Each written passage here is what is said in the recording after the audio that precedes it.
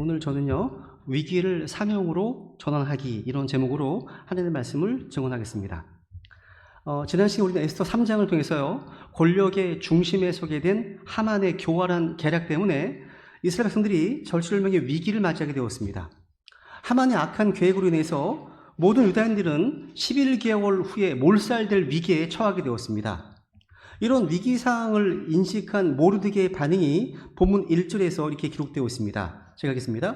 모르드게가 이루어진 모든 일을 깨닫고는 자기 옷을 찢고 굵은 베옷을 입으며 재를 뒤집어 쓰고 도시 한가운데로 나가 큰 소리로 비통하게 부르짖으며, 모르드게는요 이렇게 자기 옷을 찢고 굵은 베옷을 입고 죄를 뒤집어 쓰면서요 도시 한가운데 나가서 큰 소리로 비통히 부르짖었습니다. 이것은 자신의 슬픔과 절박한 심정을 공적으로 격하게 드러낸 겁니다. 여러분, 우리의 삶에서도 이와 같은 절실명의 어떤 순간이 찾아올 때가 있어요. 종종 우리의 힘으로는 해결할 수 없는 어려움에 직면합니다. 이때 우리가 할 수 있는 유일한 행동이 뭐죠? 바로 하나님 앞에 나아가 부르짖는 겁니다. 할 수 있는 것이라고는 주님 앞에 나아가 금식하고 부르짖으며 기도하는 겁니다. 같이 읽어볼까요? 시작. 절박할 때 부르짖으라. 모르드게가요 이렇게 하나님 앞에 엎드려 결사적으로 기도하는 동안 유다인 몰살의 왕명을 담은 공문이요 파발꾼들의 손에 들려서 페르시아 제국 곳곳으로 전달되고 있었습니다. 페르시아는 워낙 광대한 제국이었기 때문에요 왕의 칙령이 페르시아 전역에 배포되기까지는 적어도 2달 걸렸을 겁니다. 전국 곳곳의 유다인들은요 이 끔찍한 운명에 대해서 알게 되었습니다. 엄청난 충격과 슬픔에 사로잡혀서요 아마도 유다인들 모두가 다 모르드게가 똑같이 애통해하고 금식하면서 부르짖었을 겁니다. 목숨이 경각에 달렸으니까 결사적으로 기도할 수밖에 없겠죠. 여러분, 절박할 때의 기도는요 단지 말에 그치지 않습니다. 이것은 우리의 전 존재를 요구합니다. 이런 기도는요 그냥 우리가 형식적으로 할 수 있는 기도가 아니죠. 이것은 우리 내면의 깊은 곳에서 우러나오는 간절함이 있고요 실제로 우리 생명까지 거는 기도입니다. 그러니까 기도밖에 다른 수가 없을 때 하는 기도가 진짜 기도예요. 더 이상 매달릴 곳이 없는 사람이요 하나님께 매달릴 때 그런 사람은 폼 잡고 기도하지 않습니다. 점잖게 기도하지 않습니다. 목이 쉴 정도로 부르짖을 겁니다. 금식까지 하면서 기도한다는 것은요 사태가 얼마나 심각한지를 절감한다는 얘기죠. 그죠? 오늘 우리는 수많은 축복 가운데 살고 있습니다. 우리나라 참 살기 좋은 나라죠. 그 결과 우리의 기도 생활에 이러한 진정한 절박함이 결여되어 있지 않습니까? 우리는 기도를 하면서도 너무 점잖습니다. 용어는 너무나 화려합니다. 급할 것이 없는 듯 행동합니다. 이게 아쉬울 것이 별로 없기 때문이죠. 아니면 아직 믿는 것이 남아있기 때문이죠. 하나님을 그냥 여러 옵션 중에, 여러 선택지 중에 하나로만 보기 때문입니다. 근데 진짜 기도는요 생존에 대한 절박한 싸움입니다. 진정으로 하나님께 의지하지 않으면 살아남을 수 없다, 이런 인식에서 비롯되어 한다는 거죠. 성경 보시면 우리는요 많은 이들이 예수님을 만났지만 그중 실제로 주님의 권능을 체험한 이는 아주 소수에 불과하다는 사실을 알게 됩니다. 마가복음 5장 25절 이하에 보시면요 오랜 시간 12회죠 12년이니까 혈루증을 앓았던 여인이 나옵니다. 그녀는 절박하면서 비롯된 믿음으로 예수님의 권능을 경험했습니다. 그 당시 수많은 사람이 예수님을 만졌습니다. 그런데 예수님의 권능, 그 능력을 끌어내는 사람은 12년 동안 혈루증을 앓았던 여인 한 명뿐이었습니다. 그러니까 이 여인은요 주님께서 개입해 주시지 않으시면 내게는 다른 길이 없다, 이런 절망적인 희망을 가지고 주님께 나아갔습니다. 이게 진짜 하나님께 나아가는 태도죠. 오늘날 수많은 사람이 와서 기도하고 주님께 경배드리지만 과연 얼마나 많은 사람이 주님의 충만한 능력과 은혜를 가지고 돌아갑니까? 주님께서 개입해 주시지 않으시면 내게는 다른 길이 없습니다, 이런 절망적인 희망을 갖고서 주님께 나아가야 됩니다. 그래야 사는 거죠. 시편 50편 15절 읽어볼까요? 시작. 고난의 날에 나를 부르라. 내가 너를 구출하리니 내가 내게 영광을 돌리리로다. 이 말씀은 고난의 날에 또 위기의 순간에 우리가 취해야 할 행동을 분명히 보여주고 있습니다. 고난의 시기에 우리가 가장 먼저 해야 될 일은요, 다른 인간적 어떤 방편이나 수단이 아니라 하나님 앞에 엎드리는 겁니다. 우리가 위기에 처했을 때 또 가장 먼저 해야 될 일은 주님을 부르는 겁니다. 주님께 돌아가는 거죠. 가정적인 어려움이 있고 부부간의 문제가 있고 육체적인 병약함의 문제가 있고 이럴 때 하나님을 떠나서는 안 됩니다. 그때는 주님 앞에 자신을 돌아보면서 주님께 돌이켜야 됩니다. 요엘서 2장에 보시면요, 하나님의 심판에 직면한 이스라엘 백성들에게 이렇게 말씀하십니다. 읽어볼까요? 시작. 주께서 이르시되 그러므로 너희는 이제 또한 금식하고 슬피 울며 애곡하면서 너희 마음을 다하여 내게 돌아오라 하시나니 너희 옷을 찢지 말고 너희 마음을 찢으며 주 너희 하나님께로 돌아설지어다. 그분은 은혜로우시고 긍휼이 많으시며 분노하기를 더디하시고 큰 친절을 베푸사 그 해악에 대해 뜻을 돌이키나니. 이 말씀은 우리에게도 해당됩니다. 우리는 옷을 찢는 것이 아니라 마음을 찢고 마음을 다해서 주님께로 돌아가야 됩니다. 회개와 더불어서. 그죠? 여러분, 금식은요, 단순한 종교적 의례가 아닙니다. 가장 절실한 기도의 형태 중 하나입니다. 이것은 어려움의 순간, 위기의 순간에 우리가 주님 앞에 나아가 뭔가 돌파구를 찾는 행위입니다. 금식 기도는요, 오산리 기도원이나 순복음교회의 전유물이 아닙니다. 금식 기도는요, 성경적 실행입니다. 금식 기도는 예수님께서도 또 사도 바울도 초대 교회에서도 금식하면서 위기를 돌파해 나갔습니다. 아까 보여드렸죠? 미국 대선을 위해서 많은 동성애 교회들이 금식하며 기도합니다. 하나님의 개입을 요구하는 거죠. 하나님이 인도하기를 요구하는 겁니다. 평화롭게 끝나기를. 그죠? 여러분, 근데 현실은 어떻습니까? 우리는 자신이 처한 위기나 가정, 교회, 국가의 위기를 인식하고 그 위기를 극복하기 위해서 금식하면서 하나님께 엎드리고 있으십니까? 위기의 순간, 특히 하나님의 백성들이 어려움에 처했을 때 가장 기본이면서도 가장 깊은 어떤 믿음의 표현은 바로 주님 앞에 엎드리는 겁니다. 우리나라 전쟁의 영웅이죠. 백선엽 장군은요, 이런 얘기 했습니다. 비상사태일수록 원칙으로 돌아가라. 맞습니다. 위기일 때는요, 원칙에 충실해야 됩니다. 하나님께서 우리에게 주신 원칙은요, 바로 겸손하게 주님 앞에 엎드리는 겁니다. 이게 최고의 비상카드예요. 왜 그렇습니까? 읽어볼까요? 고린도서 4장 7절입니다. 시작. 그러나 우리가 이 보배를 질그릇 안에 가지고 있나니 이것은 뛰어난 권능이 하나님에게서 나고 우리에게서 나지 않게 하려 함이라.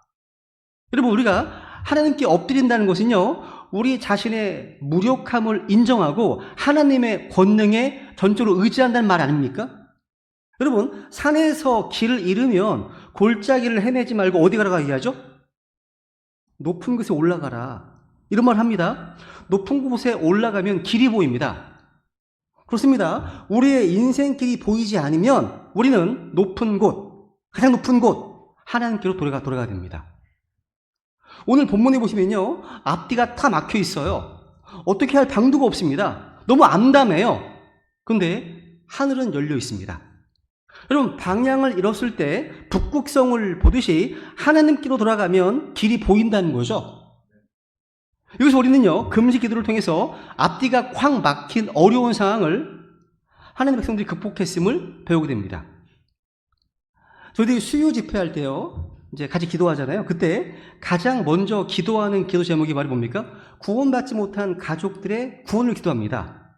이 문제, 위기죠. 주님 곧 언제 오실지 모르는데 위기 상황 아닙니까? 그죠? 이 문제라면 가족군에 적용해보고 싶습니다. 우리 중 많은 분들이요, 가족 구원의 어려움을 경험하죠. 복음을 거부하는 가족들, 교회를 비웃기도 하고 전도지를 찢기도 하고, 이런 분들의 마음을 어떻게 주님께 돌릴 수 있을까요? 이거는요, 우리의 일상적인 기도만으로는 부족하다는 겁니다. 제가 읽은 책 중에요, 데니스 콜이라고 하는 복음 전도자가 쓴 성경적 구령의 철학, 원리, 그러니까 성경적 구령의 원리가 나겠네요. 성경적 구령의 원리라는 책이 있습니다. 되게 좋은 책입니다. 이 책에 보시면 우리 성경 신자들에게 가족 구원을 위해서 기도의 대가를 지불할 것을 촉구합니다. 이거 단순히 말로만의 기도가 아니라 진짜 하나님 앞으로 나아가 우리의 전부를 드린 기도를 말합니다. 그러니까 구원받지 못한 가족들을 위해 우리가 할 수 있는 가장 강력한 무기는 뭐냐? 기도의 골방에 들어가서 값을 지불해야 한다는 거예요. 그랬을 때 성령님께서 강력하고 죄를 깨닫게 하시는 권능이 우리가 기도하는 혼들에게 임하게 해야 한다는 겁니다. 이것이 끊임없이 우리가 주님 앞에 엎드려야 하는 이유입니다. 이것은요, 우리의 편안함을 포기하고 심지어는 잠을 줄이는 등의 희생을 감수하는 것을 포함합니다. 그만큼 절박하고 간절한 기도인 거죠. 여기서 데니스 콜은요, 가족권을 위해서 4가지 형식의 기도를 소개합니다. 먼저 뭐냐면 여러분 하시는 프레이입니다. 프레이. 지속적인 기도예요. 우리는 구원받기 원하는 사람들의 이름을 매일 불러가면서 기도해야 됩니다. 단순히 일회성으로 한번 언급하고 마는 게 아닙니다. 그 혼들의 이름을 지속적으로 드러내면서 하나님 앞에 간구하는 걸 말합니다. 이것은 하나님께서요, 우리에게 구체적으로 행동할 것을 명령하신 방식이죠. 우리가 정말로 기도를 들으시고 응답하시는 하나님 믿는다면 왜 계속 기도하지 않으십니까? 마태복음 7장 7절 읽습니다. 시작. 구하라 그러면 그분께서 너희에게 주실 것이요, 찾으라 그러면 너희가 찾을 것이요, 두드리라 그러면 너희에게 열릴 것이니. 여기서 구하라, 찾으라, 두드리라 이 세 단어가 이번 말로는 그리스어로는 현재 지속 시제라고 얘기합니다. 이 뭐 어떤 행동을 이례적으로 끝내는 것이 아니라 끊임없이 반복하고 지속적으로 하는 것을 의미합니다. 그러니까 한마디로 계속 구하십시오, 계속 찾으십시오, 계속 두드리십시오, 이런 말입니다. 그러니까 중간에 포기하지 말라는 거예요. 한 6개월 하다가 포기하는 게 아니에요. 3년 하다가 포기하는 게 아닙니다. 계속 하라는 거죠. 우리가 기도의 사람 조지 뮬러를 아시죠? 그분의 자서전을 읽어보시면요, 이 조지 뮬러는 자기가 가장 친했던 5 친구들의 구원을 위해서 지속적으로 기도했습니다. 기도하니까 5년 후에 한 친구가 구원받습니다. 계속 기도했습니다. 10년이 되기 전에 2 친구가 구원받습니다. 그리고 계속 기도합니다. 25년이 지난 후에 한 친구가 구원받습니다. 마지막 5번째 사람은 조지 밀러가 죽을 때까지 구원받지 못했습니다. 그런데 죽은 후에요, 얼마 되지 않아서 5번째 친구도 I'm saved, 구원받았다 이런 간증을 합니다. 와, 그러니까 이 마지막 친구를 위해서는요, 무려 거의 52년을 기도했다고 합니다. 그러니까 때로는 수십 년에 걸쳐서 지속적으로 기도해야 할 수도 있다는 거죠. 그래서 우리는 어떻습니까? 정말 끈기 있게 인내하면서 기도하고 계십니까? 그러니까 포기해서 안 됩니다. 우리가 사람들에게요, 하나님과 하나님 말씀에 대해서 말하는 것도 중요하지만 우리가 하나님께 그 혼들에 대해서 말하는 것도 영원한 지옥에서 건지는 데 있어서 정말 중요한 겁니다. 둘 다가 중요한 거예요. 균형이 필요하겠죠, 그렇죠? 2번째 기도입니다. 조금씩 강도가 강해집니다. 2번째 뭐요? 눈물의 기도입니다. 성경은 눈물을 흘리며 씨를 뿌리는 자는 기쁨으로 거둔다 말씀하십니다. 우리의 진심 어린 눈물은요, 하나님 앞에 강력한 기도의 도구가 됩니다. 이런 생각 해봅니다. 저는요, 히스기야 왕 아시죠? 히스기야 왕은요, 죽는 게 두려웠나 보죠. 자기 수명 연장을 위해서 하나님께 눈물로 기도, 눈물로. 그때 하나님께서 무려 15년을 연장시켜 주셨습니다. 여러분 따라하지 마세요. 빨리 가시는 게 낫죠. 그죠? 기도했습니다. 그렇다면요, 수명 연장을 위해서 응답하셨는데 지옥으로 가는 이뤄진 혼들을 위해서 우리가 흘린 눈물에 대해서 주님께서 더 역사하지 않으실까요? 그죠? 한번 시편 56편 8절 시작. 내가 떠도는 것을 주께서 세시오니 내 눈물들을 주의 병에 담으소서. 그것들이 주의 책에 있지 아니하니까. 하나님께서는요, 우리의 눈물에 관심을 갖고 계십니다. 우리가 흘린 눈물을 정확히 알고 계십니다. 이 눈물을요, 주의 병에 담으소. 아주 귀하게, 아주 보배롭게 생각하십니다. 그렇다면 여러분이 구원받지 못한 가족, 친지들로 인해서 눈물을 흘렸던 때가 언제가 마지막이었습니까? 어떤 복음 전도자가요, 어떤 남자에게 그 남자가 사는 집 거실에서요, 그리스도의 복음을 증언했습니다. 그리고 마지막으로 촉구했습니다. 그 예수님을 자신의 구원자 이름으로 믿으라고, 영접하라고 촉구했습니다. 그래서 그 남자가 not yet, 지금은 아니라고 반응했어요. 그 얘기를 듣자마자 아내가 눈물을 흘리면서 울기 시작했습니다. 이 남편이 아내의 눈물을 볼 때 그 남자의 돌 같은 마음이 깨트려졌습니다. 마음이 움직였습니다. 마음이 열렸습니다. 다시 복음 전도 얘기합니다. 지금 믿겠습니다. 예수님을 내가 마음속에 영접하겠습니다. 결단했습니다. 이런 간증들이 의외로 많이 있어요. 있습니다. 여러분, 눈물은 중요한 요소입니다. 중요한 요소예요. 눈물을 흘리며 씨를 뿌리는 자는 기쁨으로 거둔다. 하나님 약속이죠. 그죠? 세 번째, 뭐예요? 금식 기도입니다. 금식은요, 우리의 육체적인 즐거움, 쾌락을 다 포기하고 온전히 영적인 필요에 집중한 행위를 말합니다. 유명 말씀 안에 있죠? 킹제임스 성경에만 기록된 말씀입니다. 읽습니다. 시작. 그럼에도 불구하고 이런 종류는 기도와 금식에 이해하지 않고서는 나가지 아니하느니라 하시니라. 자, 금식은요, 영적 전쟁에서 우리가 사용할 수 있는 강력한 무기 중 하나입니다. 여기서 이런 종류가 어떤 종류죠? 제자들이요, 마귀를 쫓아낼 수 없었던 강한 마귀였어요. 한마디로 어려운 종류예요. 그러니까 우리의 능력을 넘어서는 케이스죠. 그러니까 가족 구원에 있어서 돈도 찢어버리고 완악하 이런 놈도 있잖아요. 이런 놈들은 기도와 금식이 아니면 구원받기 어렵구나, 이 얘기입니다. 그러니까 금식은요, 영적인 것을 붙들기 위해서 육적인 것을 포기하는 거잖아요. 이러진 혼들 가운데 어떤 혼들은요, 누군가가 그들을 위해서 기도하고 금식하는 대가를 충분히 지불하지 않으면 구원받지 못할 겁니다. 금식이 더 필요하겠죠? 네 번째, 워치 앤 프레이, 깨어 기도하는 겁니다. 이것은 이제 보통 한국 교회에서는 철야 기도라는 말을 씁니다. 저는 밤샘 기도로 바꿀게요. 또 뭐 하는 것 같잖아요.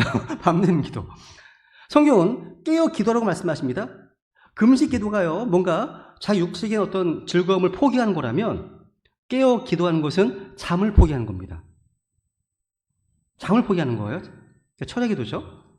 우리 주님께서는요, 종종 밤이 맞도록 기도하셨습니다.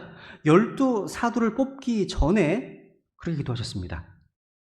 그러니까 깨어 기도한다는 것은요, 우리의 육체적 안식을 포기하고 영적인 그 각성을 유지하는 거예요. 주님께서는 중대한 결정을 앞두고 밤새도록 기도하셨습니다. 그런 말씀 많습니다. 우리도 마찬가지입니다. 중요하죠. 우리가 고난과 위기의 순간에 우리는 온전히 깨어서 하나님의 인도하심을, 주님의 뜻을 구해야 되겠죠. 녹음 18장에 보시면요, 한밤중에 어떤 친구가 빵 3개를 다가왔습니다. 근데 이 사람이 얘기합니다. 친구란 이유 때문에 빌려주지 않는다. 근데 귀찮게 졸라대기 때문에 그의 필요도 다 주겠다. 이렇게 반응합니다. 이 말씀은 이 밤샘 기도에 대한 좋은 지침을 주고 있는 거죠. 실제요, 이런 간증이 하나 있더라고요. 제가 보니까 플로리다 잭슨빌의 어떤 젊은 이제 부인이요, 이 4가지 형식의 기도의 메시지를 들었나 봐요. 듣고 나서 자신의 남편을 구원하기 위해서 이 기도의 대가를 지불하기로 마음속에 결단했습니다. 남편은요, 아내가 교회에 나가는 것조차 싫어했어요. 그러니까 구원에 대해서 이야기할 수 있는 모든 수단이 다 막 닫혀 있었습니다. 마음이 닫혀 있었다는 거죠. 근데 그 남편이 해군에 근무하고 있었고요. 그 당시에 로드라는 섬에 있었답니다. 아주 멀리 떨어져 있었고요. 이 남편은 아내가 자신을 위해서 기도하고 있음을 전혀 몰랐죠. 월요일 날 이 아내는 남편을 위해서 하루 종일 기도했습니다. 화요일에는요, 하루 종일 금식하며 기도했습니다. 그리고 화요일에는요, 잠을 안 잤습니다. 밤새도록 기도하면서 남편의 구원을 위해서 하나님께 간청했습니다. 그랬더니 수요일 날 갑자기 제 남편으로부터 전화가 왔답니다. 근데 전화상으로 남편이 울고 있었어요. 여보, 나에게 무슨 일이 일어나고 있는지 모르겠다고. 이틀 동안 너무나 비참했다는 거예요. 그래서 나를 위해 기도해달라고. 이렇게 전화가 왔다는 거예요. 이 아내는 전화기를 통해서 복음의 말씀을 전했고요. 남편은 그 자리에서 예수님을 믿고 구원받았다는 겁니다. 이런 건 극적이, 다 그런 건 아닙니다. 아닌 것들이 많아요. 이런 간증이 있더라고요. 이 남편은 지금도 아이들에게 복음을 전하고 신실을 섬기고 있다고 해요. 금식 기도의 능력이라는 거죠. 그러니까 사랑하는 어떤 가족들이요, 복음을 거부하고 이 복음에 완악하게 반응한다면 우리가 어떻게 됩니까? 어떤 가시적인 결과가 있든 없든 간에 인내하면서 끈기 있게 기도하라는 거죠. 이런 절박한 기도 자세가 없다면 그 혼들을 주님께로 인도하기 위한 싸움에서 우리가 패배하고 있다는 뜻입니다. 주님께서는요, 이러한 자들이 기도하는 이들을 통해서 분명히 역사하실 겁니다. 여러분, 하나님의 권능은 무한하잖아요. 그죠? 하나님은 어떤 환경에서도요, 개입할 수 있습니다. 가장 어려운 혼들까지도 구원할 수 있습니다. 문제는 우리예요. 우리의 무관심입니다. 지속적으로 기도하지 않고 자신의 편안함만 추구하기 때문입니다. 다시 말씀드리지만 지속적으로 기도하고 눈물로 기도하고 금식하며 기도하고 깨어 기도하는 것이 가족 구원의 비밀 열쇠라고 할 수 있습니다. 이건 가족 구원의 문제만이 아닙니다. 오늘 본문에 보시면요, 고난과 위기 상황 가운데 하나님의 백성들이 모여서 뭐 했습니까? 함께 모여서 금식하고 기도했습니다. 사실요, 위기 상황은요, 하나님의 백성들에게 영적 대각성의 계기가 돼요. 어떤 사람이나 조직이나요, 충격을 받아야만 변한다고 합니다. 그죠? 사실 페르시아 제국 안에 흩어져 있었던 유대인들은요, 지금까지 한 번도 이렇게 절박하게 기도해 본 적이 없었습니다. 페르시아는요, 여러 민족을 비교 관대하게 포용해주는 정책으로 인해서요, 지금까지 별다른 불편을 느끼지 않았기 때문입니다. 특히 유대인들은요, 영덕하고요, 장사를 잘하고요, 성실했기 때문에 페르시아 제국 안에서도 중산층 이상의 삶을 영위하고 있었답니다. 한마디로 살만한 거죠. 한마디로요. 문제는 그렇게 100년 넘게 살다 보니까 초기에 예루살렘을 그리워하던 뜨거운 신앙이 다 식어버렸다는 데 있습니다. 이들에게서 페르시아 제국은요, 평안한 삶을 제공해주는 고마운 존재였습니다. 근데 한순간에 그런 페르시아가 자기들을 유대인이라는 이유 하나로 몰살시키겠다고 달려든 겁니다. 청천벽력이죠, 완전히. 그죠? 대부분이요, 2세대, 3세대 되는 유대인들 중 많은 수가요, 자신이 유대인이라는 사실도 잊고 살았을 겁니다. 마치 이런 거예요. 코로나가 유행할 당시에요, 미국에서 트럼프 대통령이요, 코로나 바이러스를 차이나 바이러스라고 부르면서 중국을 질타했습니다. 그때 미국에 사는 동양인들은 졸지에 코로나 바이러스의 숙주처럼 몰려서 인종차별적인 모욕을 당했다고 해요. 이때 미국에서 나고 자란 교포 2세, 3세들은요, 자신이 미국인인 줄 알고 살다가 졸지에 인종차별적인 어떤 모욕을 듣고 아주 큰 충격을 받았다는 거예요. 어쨌든 이 사태는요, 당시 유대인들이요, 가졌던 수많은 인종을 관대하게 아우르는 이런 국제사회 페르시아 제국에 대한 핑크빛 환상이 산산이 깨져버린 순간이었습니다. 여러분, 마귀가요, 이 세상 권세를 잡고 있다는 말을 쉽게 생각해서는 안 됩니다. 이 세상 신입니다. 이 세상 통치자예요.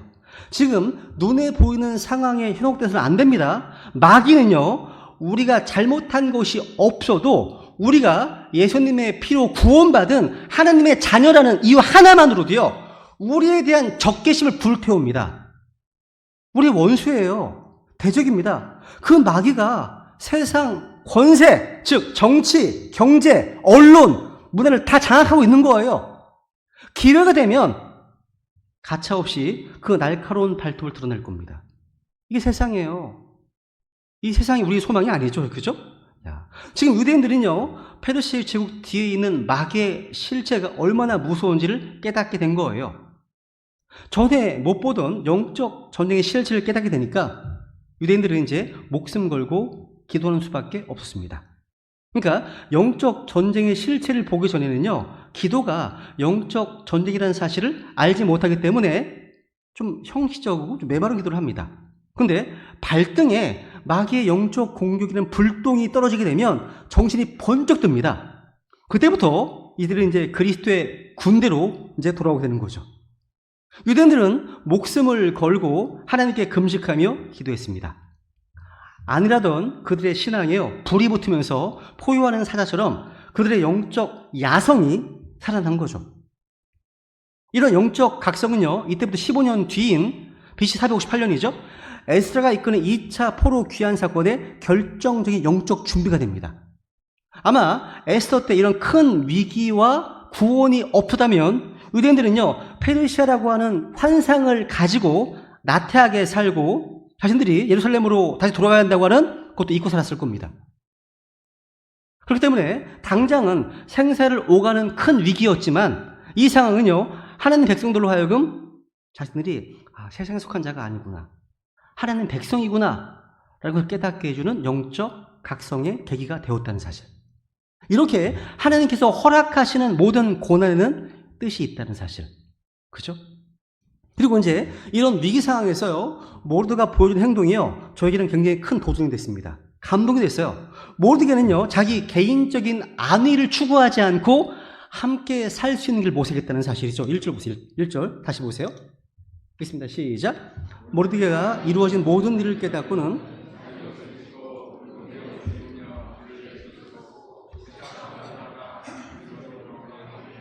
와, 여기 보시면 모르드게가 이루어진 모든 일을 깨닫고는 이 표현은요, 이 표현하고 이후에 나오는 모르드게의 반응을 보면요, 저 뭐가 떠오르는지 아십니까? 과거 우리나라 역사에 보시면 국가적 위기 때마다 왕이나 일부 지도자들이 자신들만의 이익과 안위를 위해서 국민을 버리고 도망쳤던 역사들이 기억났습니다. 그런데 오늘 본문에 나타난 모르드게가 보인 행동은요, 그들과 너무나 대조적입니다. 저는 이 모르드게의 모습이 굉장히 은혜가 되었습니다. 모르드게는요, 뛰어난 정보력으로 남들보다 빠르게 유대인에 대한 학살 정보를 입수하게 되었는데요, 비겁한 지도자 같으면 자기 식구들만 챙겨서 도피하면 그만이었을 겁니다. 근데 모르드게는요, 자기만 살 길을 택하지 않고 어떻게 하면 유대인, 동족이 함께 살아남을 수 있을까를 놓고 비통하게 부르시면서 하나님 앞에 나아갔던 겁니다. 신약에 보시면 이런 말씀이 있죠. 기뻐하는 자들과 함께 기뻐하고 슬피 우는 자들과 함께 슬피 울라. 신앙생활은요, 나 혼자 하는 게 아니죠. 바로 이 정신을 구원해 나가는 겁니다. 이게 신앙생활이에요. 바울은요, 바로 이런 모습을 보여주었습니다. 로마서 8장 끝부분에 보시면요, 정말 놀라운 고백이 있죠. 9번에 오는 문장 읽겠습니다. 시작. 내가 확신하노니 사망이나 생명이나 천사들이나 권력들이나 권능들이나 현재 있는 것들이나 장래 있을 것들이나 높음이나 기쁨이나 다른 어떤 창조물이라도 우리를 그리스도 예수 우리 주 안에 있는 하나님의 사랑에서 떼어놓을 수 없으리라. 바울은요, 그 어떠한 것도 우리를 하나님의 사랑에서 떼어놓을 수 없다, 이 확신을 표현합니다. 내가 확신하노니. 이렇게 멋진 고백으로 마무리해놓고는요, 로마서 9장을 넘어가서 뭐라고 얘기합니까? 읽겠습니다. 시작. 내가 그리스도 안에서 진실을 말하고 거짓말하지 아니하노라. 내 양심도 성령님 안에서 나에 대해 증언하는데 내게는 마음속에 큰 근심이 있고 계속해서 슬픔이 있노라. 육체에 따른 내 형제들, 내 친족들을 위해서라면 나 자신이 그리스도로부터 저주받기를 바랄 수도 있으리니. 아니, 로마서 8장에서는 그 어떤 것도 자기를 하나님의 사랑에서 떼어놓지 못한다 선포해놓고 확신 가운데 바로 이어서 하는 말이 무엇입니까? 내 형제들이, 내 동족이, 내 친족들이 구원받을 수만 있다면 내가 저주를 받아서 그리스도에서 끊어질지라도 그걸 원한다는 겁니다. 이걸 자기 양심의 거리낌 없이 진실로 이렇게 원한다는 겁니다. 이게 얼마나 감동적입니까? 로마서 8장에서의 바울의 확신도 정말 귀한데요, 로마서 9장에서 나온 바울의 어떤 이 모습이 정말 귀합니다. 우리의 신앙생활에서 이 로마서 9장의 정신이 구현되어야 됩니다. 로마서 8장의 구원의 확신, 영원한 보장도 말로 다할 수 없는 감격이지만 거기에만 갇혀 있다면 우리는 이기적 신앙으로 변질될 위험이 있습니다. 그래서 로마서 8장에서의 감격을 발판으로 해서 로마서 9장으로 넘어가야 됩니다. 나에게 집중되어 있는 신앙에서 내 남편, 내 아내, 내 자녀들, 나의 직장 동료들로 점점 확장돼 나아가야 되겠죠. 나 혼자 구원받고 나 혼자 영적으로 성장하고 나 혼자 예배의 기쁨과 감격 가운데 있다면 그런 나에게 집중되어 있는 그런 신앙에서 점점 우리한 신앙으로 확장되어야 한다는 겁니다. 우리는 모두 하나님 앞에서 기뻐하는 자들과 함께 기뻐하고 슬픈 자들과 함께 슬피 우는 그런 믿음을 회복해 함을 교훈해주고 있는 겁니다. 오늘 본문에서요, 가장 중요한 이제 구절을 한번 읽겠습니다. 읽어보겠습니다. 14절입니다. 읽겠습니다. 시작. 이때 내가 전적으로 침묵하면 유대인들에게는 다른 곳으로부터 해방과 구출이 생기겠지만 너와 내 아버지 집은 멸망하리라. 내가 이와 같은 때를 위해 왕국의 통치 권세를 얻었는지 누가 알겠느냐 하니라.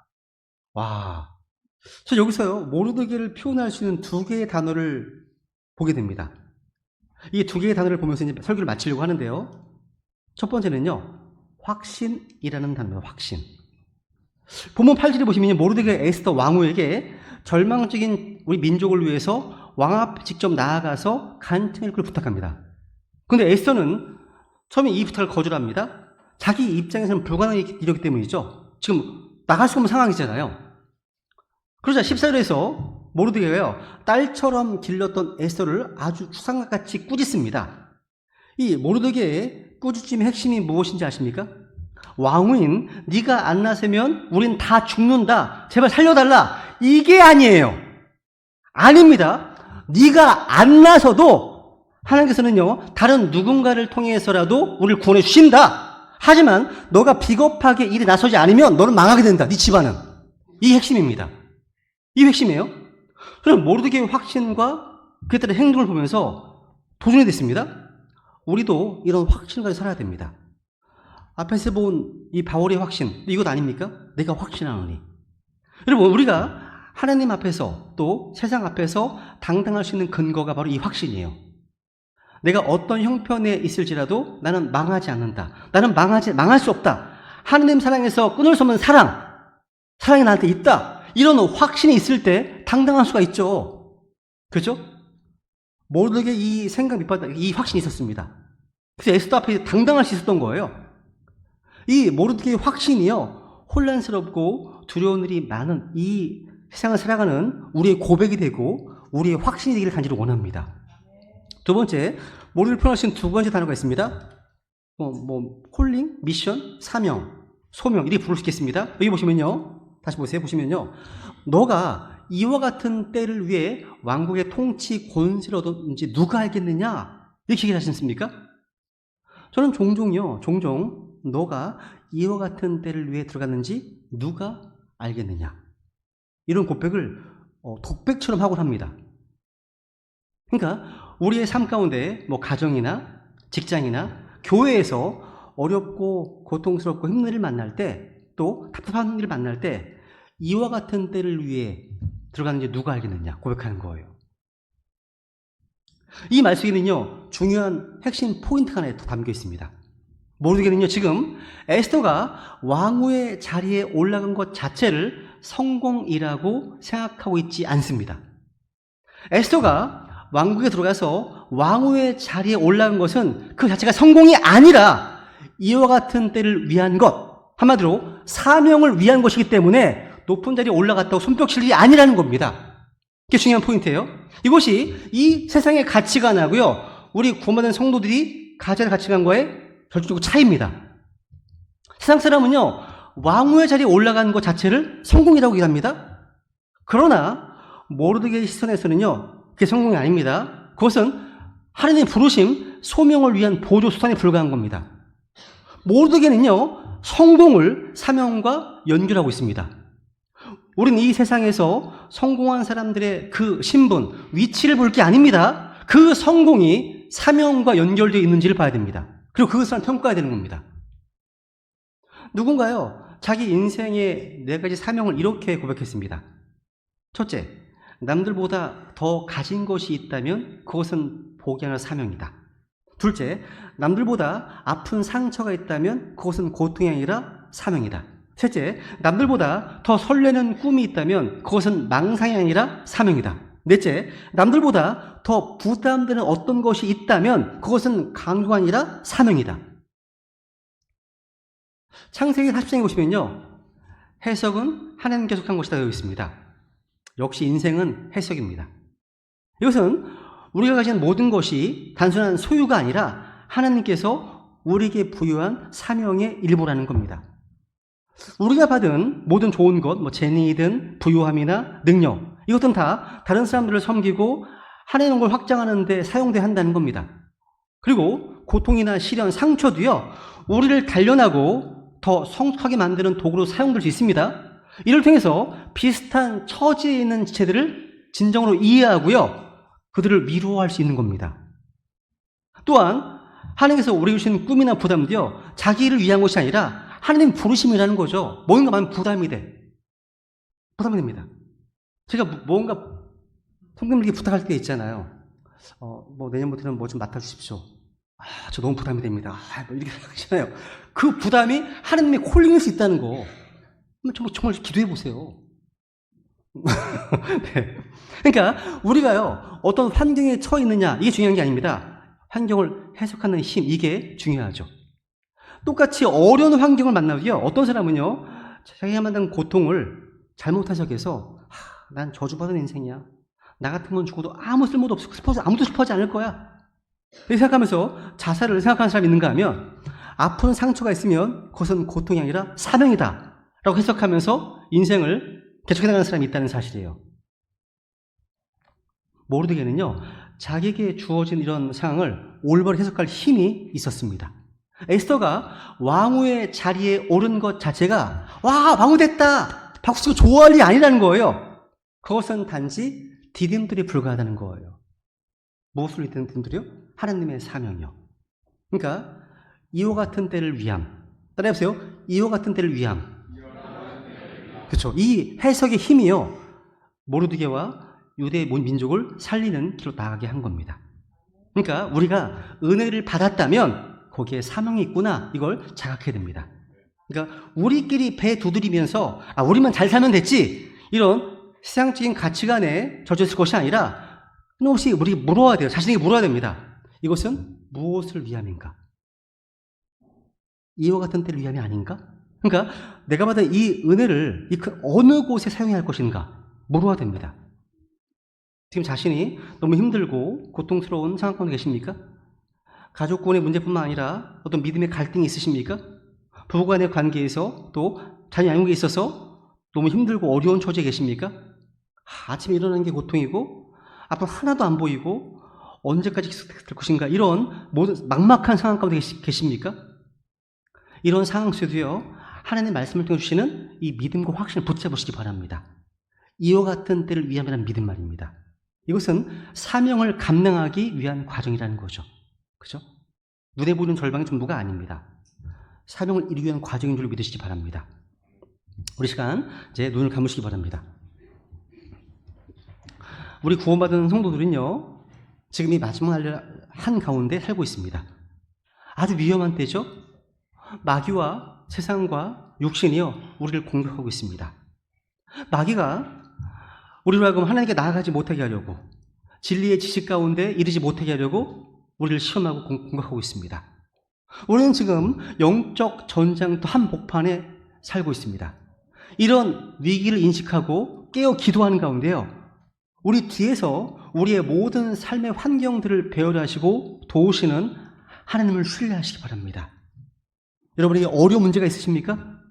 극복하기 어려운 힘의 문제가 있으십니까? 무엇이 개인의 문제이든 가정의 문제이든 인간 관계 문제이든 먼저 기본으로 돌아가십시오. 하느님 앞에 엎드리십시오. 지금 이 가운데 처해 있을 때 가장 먼저 해야 될 일은요, 인간적인 방패 수단이 아니라 하나님께 돌아가는 겁니다. 하나님께로 돌아가면 길이 보이기 때문이죠. 하나님께 돌아가면 이 상황을 올바르게 해석할 수 있기 때문입니다. 하나님께 돌아가면 이해는 가지 않지만, 상황은 바뀌지 않았지만 마음에 하나님의 평강을 유지할 수 있기 때문입니다. 그리고 자기의 현재 위치를 믿음의 확신 가운데 사명과 연관시키십시오. 그게 진짜 성공인 겁니다.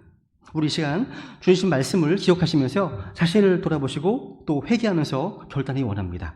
특별히 절망적인 위기 가운데서도요, 모르드게가 가졌던 이 사명과 확신이 오늘 우리 베드레 가족들 모두에게 충만하기를 바라면서 이 시간 주님께 은혜를 구하시겠습니다. 기도하시겠습니다.